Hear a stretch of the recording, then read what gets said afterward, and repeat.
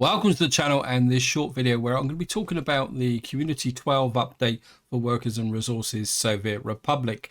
Now this was released on the 29th of January 2021 if you're watching this in the future, and normally I'd talk about the community update as part of the introduction for my Divided series, but this one is a little bit more interesting because it's actually a quality of life update.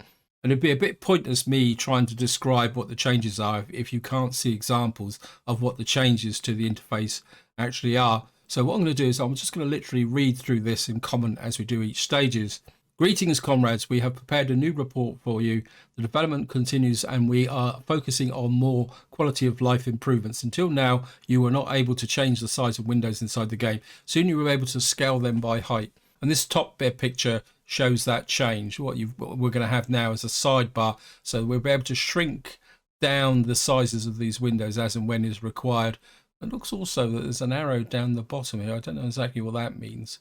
I mean, that could just be there. This is going to be very useful, especially for like the example they've shown here, the vehicle production line, because sometimes all you want to see is the top section, which is the number of workers and the amount of production. You're not particularly that interested in what is being stored in there. So I think this would make a really big change, and it will certainly reduce the clutter on the screen. We're just going to move down to something that I'm really looking forward to. Another thing will be an option to mark vehicles or buildings as favorites. This may help you to navigate faster, and it will be possible to do so for workshop buildings. If you look very carefully at this image, I don't know if you'll be able to see it, there's some yellow stars in the top right hand corner. So it looks very much like what we'll be able to do is flag in the workshop our favorites, and it'd be really great if somehow all the favorites were at the beginning of each section when you clicked on a section. I mean, that'd be even better. And then the screen below shows it the same with vehicles. Now this is the bit that I really like, and I'll just read the text again. Another cool thing will be able to select the workshop building, those that you will select as favorites. You will be able to then select them from classic menu clicking on the same building type. This function should be smart and should detect the building capabilities like road, railway connections and storage if needed to display any relevant favorite buildings. And looking at the picture, what you'll see is that if you've got any favorites highlighted in the classic menu, as they call it, you'll see a little star up in the top right hand side. And I'm assuming that if you want to access the mods, you click on the star. So if you want the standard, you click in the main icon, and if you click on the star, what you'll see on the right hand side here, any mods associated with the construction office will come up. And I think this will really be useful, because one of my problems is that I've got so many mods I can't remember where they all are. So the ability to be able to click the ones you really like as favorites, and then say, especially with storage, be able to click on that and come up with your favorite storage options would be brilliant. And moving on down, it says, then we're going to improve settings of time frame for stats. Currently, you can use the plus minus only to set different dates. There will be an option to do it differently now.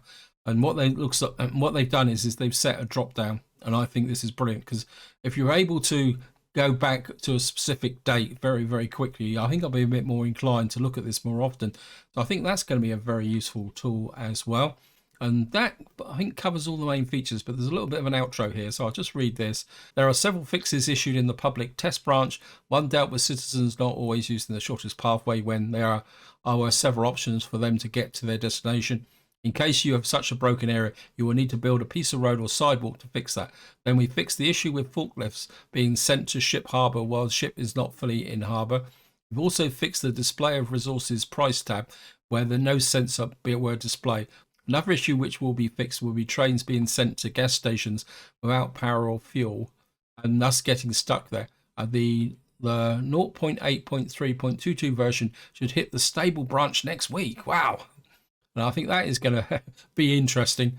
And it looks like this update that's coming out is effectively going to be an intermediate one with no real major functionality being added beyond what's been listed in these community updates. And I think if that hits the stable branch, I might do a special video just to show the changes. But that is all there is to it. So hope you enjoyed this short video, and until next time, whatever you do, enjoy your gaming.